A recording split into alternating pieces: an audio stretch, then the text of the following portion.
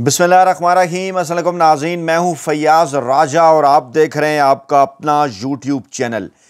क्या रियासत पाकिस्तान की जानिब से तहरीक लब्बैक पाकिस्तान के खिलाफ 13 अक्टूबर को किए गए ऑपरेशन के नतीजे में 400 से 600 अरकान शहीद हुए। इंतहाई हैरान कुन, सनसनीखेज और इंतहाई ख़तरनाक और बहुत बड़ा दावा।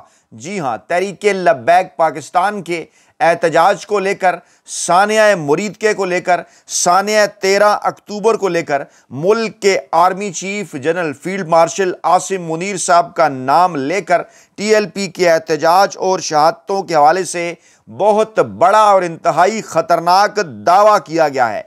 पाकिस्तानी सियासत के इंतहाई सीनियर सियासतदान मौलाना फजल रहमान की जानिब से इस्टेब्लिशमेंट और उसकी चुनतखब करदा हुकूमत के हवाले से बहुत बड़ा इंकशाफ सामने आया है। यकीनी तौर पर इसके सबूत मौलाना फजल रहमान साहब के पास मौजूद होंगे, जो कि यकीनन किसी मुनासिब वक्त पर पाकिस्तानी अवाम के सामने रखे जाएंगे। पाकिस्तान के मकबूल तरीन सियासी रहनुमा इमरान खान ने सानिया मुरीदके का मुवाजना 9 मई के सानिया के साथ करते हुए पाकिस्तानी इस्टेब्लिशमेंट को एक इंतहाई ख़तरनाक पैगाम भेजा है।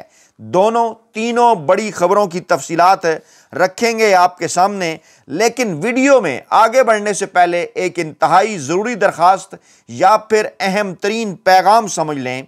और ये कहा जा रहा है इस वक्त कि ये अब चुप रहने का वक्त नहीं, अपने बच्चों और पाकिस्तानी अवाम के आइनी, कानूनी और जमहूरी हक के लिए आवाज़ बुलंद करें। मैंने ये वीडियो आप तक पहुंचाकर अपना फ़र्ज़ अदा कर दिया है। आप भी फ़र्ज़ निभाने में हिस्सेदार बन सकते हैं। जी हाँ, इस वीडियो को लाइक करें, इस वीडियो को शेयर करें, कमेंट बॉक्स में अपनी कीमती राय का इजहार हर सूरत करें, और सबसे बढ़कर अगर हमारा चैनल आपने अभी तक सब्सक्राइब नहीं किया तो ज़रूर सब्सक्राइब कर लें, ताकि हर आने वाली नई वीडियो आप तक बासानी पहुंच सके। जी हाँ, तो बढ़ते हैं सबसे बड़ी डेवलपमेंट की जानिब, सबसे बड़ी खबर की जानिब। इस वक्त इस्लामाबाद के मुख्तलिफ व्हाट्सएप ग्रुप्स के अंदर ये बात गर्दिश कर रही है कि TLP बहाना है, पाकिस्तान तहरीक इंसाफ निशाना है। जी हाँ, जहां पर तहरीक लब्बैक पाकिस्तान पर पाबंदियों के हवाले से बात की जा रही है, वहीं पर पाकिस्तान तहरीक इंसाफ का हवाला भी दिया जा रहा है। आज जुम्मा के दिन इमरान खान साहब ने, पाकिस्तान तहरीक इंसाफ ने तहरीक लब्बैक पाकिस्तान के साथ जो कुछ हुआ 13 अक्टूबर को, जो कुछ उनके पुरअमन कारकुनान के साथ हुआ 13 अक्टूबर को, जिसे सानिया मुरीदके कहा जाता है, उस हवाले से जुम्मा के दिन आज एक एहतजाज का ऐलान कर रखा है। और ये भी कहा जा रहा है कि मौजूदा चुनतखब हुकूमत की जानिब से पाकिस्तान के ताकतवर हलकों की ख्वाहिश पर इमरान खान साहब के खिलाफ एक नया मुकदमा दर्ज करवाने का ऐलान किया गया है, इरादा जाहिर किया गया है। मौलाना फजल रहमान साहब ने ये क्यों कर कहा कि पार्लियामान जाली है, अब फैसले सड़कों पर होंगे और पाकिस्तान और अफगानिस्तान के दरमियान मुज़ाकरात ज़रूरी हैं। 2024 के इंतखाबात के अंदर श्रीहन धांधली जो है वो धांधली हुई और इस्लामाबाद हमारी काल का, हमारी तहरीक का ऐलान कर रहा है। क्या मौलाना फजल रहमान इस्लामाबाद की जानिब लॉन्ग मार्च करने का इरादा रखते हैं? उनकी जानिब से इमरान खान साहब की मौक़िफ़ की 100% तायीद की गई है, ये कह कर के अफगानिस्तान के साथ मुज़ाकरात होने चाहिए और 2024 के इलेक्शन के अंदर श्रीहन धांधली हुई। ये तमाम तर तफसीलात भी रखेंगे जनाब आपके सामने आगे बढ़कर, आगे चल के। लेकिन सबसे पहले आपको हम दिखाएंगे, सबसे पहले हम आपको सुनाएंगे, आपके साथ शेयर करेंगे इमरान खान साहब का ताज़ा तरीन पैगाम अडयाला जेल से, जो कि पाकिस्तान की मौजूदा सियासी सूरत हाल के ऊपर है, जो कि तहरीक लब्बैक पाकिस्तान के एहतजाज को लेकर है और इस वक्त जो कुछ पाकिस्तान में हो रहा है उन तमाम तर मामलात का अहाता करता है। इमरान खान साहब ने कहा, माजी के डिक्टेटर्स के अदवार में भी जुल्म व सितम की तारीख रकम की गई, मगर आसिम मुनीर ने हर हद अबूर कर ली है। इमरान खान साहब की जानिब से, पाकिस्तान तहरीक इंसाफ के सरबराह इमरान खान साहब की जानिब से बाकायदा तौर पर मौजूदा army chief field marshal general Asim Munir साहब का नाम लेकर उन्हें मुखातिब करते हुए कहा गया कि माजी में भी जुल्म व सितम होते रहे, मगर आसिम मुनीर ने हर हद अबूर कर ली है। इमरान खान ने कहा 2 साल में पाकिस्तान में सिविलियंस के कत्ले आम के 4 बड़े वाक़यात हो चुके हैं। बराह रास्त जनरल आसिम मुनीर साहब का नाम लेकर गुज़श्ता 2 साल का जिक्र करके, यानी 2022 से मौजूदा आर्मी चीफ साहब की मुद्दत मुलाजमत नवंबर 2022 से शुरू हुई थी, अब 3 साल मुकम्मल होने को हैं। इमरान खान साहब ने उन्हीं के 2 साल का जिक्र करते हुए ये कहा कि 2 साल में पाकिस्तान में सिविलियंस के कत्लेआम के 4 बड़े वाक़यात हो चुके हैं, जिनमें पहला 9 मई का सान्या था। और इमरान खान साहब आगे चलकर कंपैरिजन कर रहे हैं कि कैसे सान्या है मुरीद के ने 9 मई का राज भी खोल दिया है, और अब ये पता चल चुका कि सान्या 9 मई क्यों कर और किसकी जानिब से हुआ था। इमरान खान साहब ने उसके बाद कहा कि सान्या 9 मई के बाद दूसरा सान्या 26 नवंबर का, जब डी चौक में पाकिस्तान तहरीक इंसाफ के पुरअमन कारकुनान को सीधी गोलियां मारी गईं, और उसके बाद फिर जो है वो मुबैना तौर पर जो लाशें हैं वो भी गायब कर दी गईं। इंटरनेशनल मीडिया ने भी इस हवाले से रिपोर्ट किया।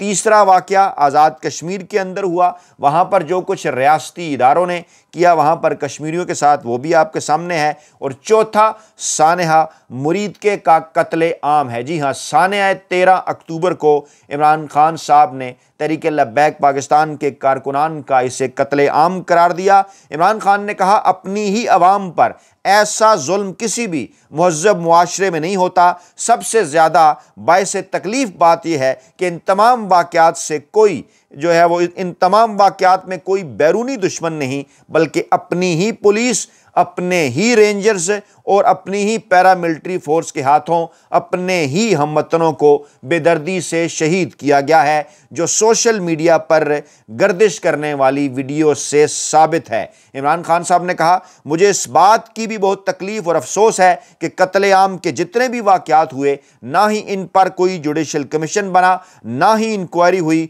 और ना ही ज़िम्मेदारान को सज़ा सुनाई गई। मैं चाहता हूँ कि मुरीद के कत्लेआम पर जुडिशल कमीशन बनाकर आज़ादाना तहकीकात कराई जाएं और ज़िम्मेदारान को करार वाकई सज़ा दी जाए, क्योंकि कत्लेआम के इन वाक़यात में तादाद के हवाले से शदीद तरीन इबहम पाया जाता है। इमरान खान ने कहा कि जैसा कि मुरीद के वाक़े में सरकारी इतलात के मुताबिक 4 मुजाहिरीन जान से गए, जबकि मुतासरा फरीक यानी तहरीक लब्बैक पाकिस्तान के मुताबिक हकीकी तादाद 400 से 600 तक है। जी हाँ, 400 से 600 तक का कत्ले आम हुआ। तहरीक लब्बैक पाकिस्तान को कोट करते हुए इमरान खान साहब ने ये बात की, और उससे पहले इस पैगाम के शुरू में उन्होंने पाकिस्तान के army chief field marshal general Asim Munir साहब का नाम लेते हुए कहा कि उनके दौर के अंदर सिविलियन के कत्ले आम के 4 वाक़यात हुए हैं। इमरान खान ने कहा कि मैं ताकीद करता हूँ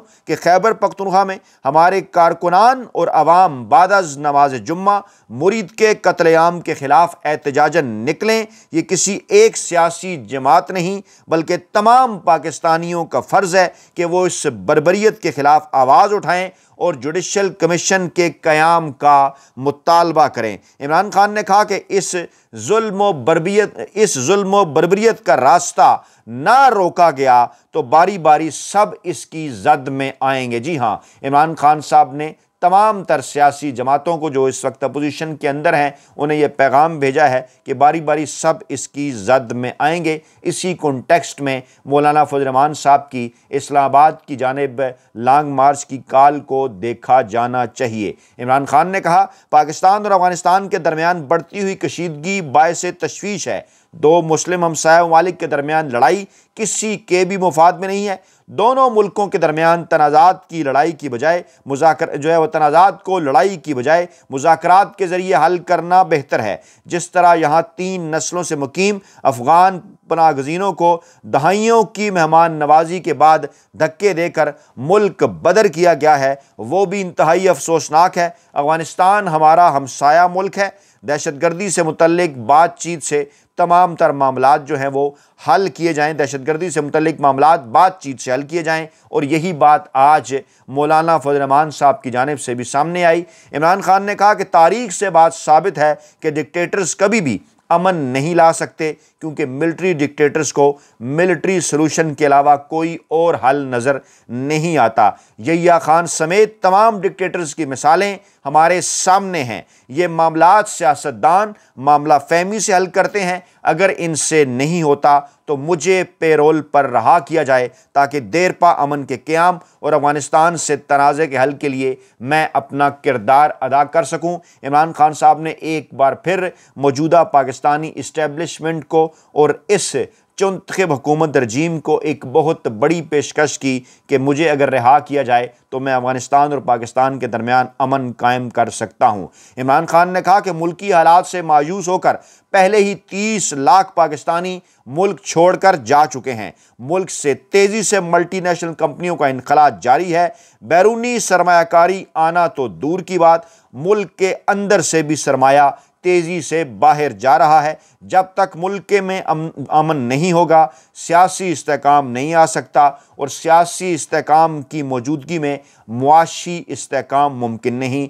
मुल्क में लाकानूनियत का ये आलम है कि हम अपने मुल्क में रहते हुए ही गैर महफूज हैं। किसी को पता नहीं कौन कब किस सड़क पर मारा जाए या फिर उठा लिया जाए। आज़ादी इज़हार पर शदीद कदगन है। मीडिया को बोलने की आज़ादी नहीं। जिस तरह अलीमा खान पर बेजा मुकदमा बनाया गया है, ऐसा किसी के भी साथ हो सकता है। और अब बिल्कुल इस कॉन्टेक्स्ट के अंदर अगर मौलाना फजल रहमान साहब का जो ताज़ा तरीन बयान है, मौलाना फजल रहमान साहब जो कि खिताब कर रहे थे, उनका जो है वो ताज़ा तरीन बयान, जो उनकी ताज़ा तरीन तकरीर है, उसमें मौलाना फजल रहमान ने अपने कारकुनों को इस्लामाबाद जाने के लिए तैयार रहने की हदायत कर दी है। उन्होंने कहा कि पार्लियामेंट जाली है, पार्लियामेंट की अहमियत ख़त्म हो चुकी है, कारकुन इस्लामाबाद जाने की तैयारी करें। वो डेरा इस्माइल खान में मुफ्ती महमूद कॉन्फ्रेंस से खिताब कर रहे थे। उन्होंने कहा जनाब कि पार्लियामेंट को घर की लोंडी बना के रखा गया है, अब इस्टेब्लिशमेंट की वो हैसियत नहीं रही। उन्होंने बिल्कुल उसी तरह से नाम लेकर इस्टेब्लिशमेंट को ललकारा। उन्होंने तो इस्टेब्लिशमेंट का नाम लिया। इमरान खान साहब ने पाकिस्तान में यकीनी तौर पर इस्टेब्लिशमेंट कौन है, पाकिस्तान की इस्टेब्लिशमेंट पाकिस्तान के आर्मी चीफ DGISI और सीनियर क़यादत को कहा जाता है। इमरान खान साहब ने, मौलाना फजल रहमान साहब ने इस्टेब्लिशमेंट कहा, इमरान खान साहब ने नाम लेकर पुकारा, और इमरान खान साहब ने भी यही कहा कि वो हैसियत नहीं। और मौलाना फजल रहमान ने कहा कि अब इस्टेब्लिशमेंट की वो हैसियत नहीं है, हम तुम्हारे जाली अवानों को अपनी ठोकर पर रखते हैं। उन्होंने कहा कि जनाब हम जमहूरियत के अलमबरदार हैं, और जमहूरियत आइनी जमहूरियत है, और इस्लाम के अलमबरदार हैं, और वो भी जमहूरियत की जो है वो जमहूरियत का जिक्र करता है। और हमारा मुस्तकबिल ना ही ट्रंप की सियासत है, हमारा जो मुस्तकबिल है वो पाकिस्तानी अवाम की सियासत है। उन्होंने कहा जनाब कि 2024 के इलेक्शन के अंदर शदीद धांधली हुई, चोरी से नताइज बरामद करना, इलेक्शन में धांधली करना, ये हमेशा से पाकिस्तानी इस्टेब्लिशमेंट करती आई है। उन्होंने कहा जनाब कि हम 2024 के इलेक्शन की इस चोरी को तस्लीम नहीं करते, और आवाम को उनके वोट का जो हक़ है वो वापस दिलाएंगे। मौलाना फजल रहमान साहब एक ऐसे वक्त में ये बात कर रहे हैं, एक ऐसे वक्त में ये गुफ्तगू कर रहे हैं जब आज पूरे पंजाब के अंदर और उसके बाद फिर इस्लामाबाद के अंदर भी तहरीक लब्बैक पाकिस्तान के जो दफातर हैं वो सील कर दिए गए। वफाकी का माफ़ कीजिएगा, पंजाब की जो सूबाई कैबिनेट है उनकी जानिब से जनाब इस बात का ऐलान किया गया कि उन्होंने तहरीक लब्बैक पाकिस्तान पर पाबंदी की सिफारिश का फ़ैसला किया है, और जल्द ये सिफारिश जो है वो वफाक में शहबाज शरीफ की जो चुंतखब हुकूमत है उस हुकूमत को भेजा जाएगा। और इसके साथ साथ पंजाब भर में 18 अक्टूबर तक दफ़ा 144 से नाफिज कर दी गई है। एहतजाज पर, रैलियों पर, धरनों पर पाबंदी आयद कर दी गई है, और इस हवाले से पंजाब हुकूमत की जानिब से बाकायदा तौर पर नोटिफिकेशन भी जारी कर दिया गया है। आज जुम्मतुल मुबारक को पाकिस्तान तहरीक इंसाफ ने, इमरान खान साहब ने कॉल भी दे रखी है एहतजाज की। ख़ास तौर पर खैबर पख्तूनख्वा में, अमूमी तौर पर पूरे पाकिस्तान के अंदर, और मामलात जो रुख अख्तियार करते हुए नज़र आ रहे हैं। ख़ास तौर पर अगर मैं आपके सामने कुछ ऐसे मखसूस, जिनको कहते हैं ना कि मखसूस आर्टिकल्स है या मखसूस तहरीक जो है वो किस्म की तहरीरें अगर मैं आपके सामने रखूं, तो वो ये वाज़े करती हैं वही जुमला कि TLP बहाना है, पाकिस्तान तहरीक इंसाफ निशाना है। गुज़श्ता साल अक्टूबर में ये पाबंदियों की तवील तारीख का जिक्र करते हुए ये आर्टिकल कह रहा है कि गुज़श्ता साल अक्टूबर में PTM पर पाबंदी का ऐलान किया गया था, अब TLP पर पाबंदी का ऐलान किया जा रहा है। और जुलाई 2024 में साबिक वज़ीर-ए-आज़म इमरान खान साहब की जमात पाकिस्तान तहरीक इंसाफ पर पाबंदी लगाने का इरादा ज़ाहिर किया गया था, जब वो कौमी असम्बली में सबसे बड़ी जमात थी। जी हाँ, ये है सूरत हाल। और वीडियो के अख्ताम पर एक बार फिर जनाब आपसे वही दरख्वास्त जो कि हद ज़रूरी है, गौर से सुनिए। आप पाकिस्तान में किसी भी जगह पर मौजूद हैं, अमेरिका में रहते हैं, कनाडा में हैं, ऑस्ट्रेलिया में रहाइश पजीर हैं, या फिर यूरोप या बरतानिया में हैं, मशरक़ वस्ता में रहते हैं, या फिर जनूबी एशिया में हैं, कमेंट बॉक्स में कमेंट करते वक्त अपनी सुकूनत का मकाम भी ज़रूर बताएं, अपना नाम भी ज़रूर बताएं, ताकि हमें यह पता चले कि हक़ की आवाज़ जो है वो कहाँ से उठ रही है। आइन, कानून, जमहूरियत और इंसानी हकूक़ की आज़ादियों के लिए जो आवाज़ है वो पूरी दुनिया से उठनी चाहिए। अपना बहुत ख्याल रखिएगा, दुआओं में याद रखिएगा। नई वीडियो के साथ जल्द हाजिर होंगे। अल्लाह ने के बाद।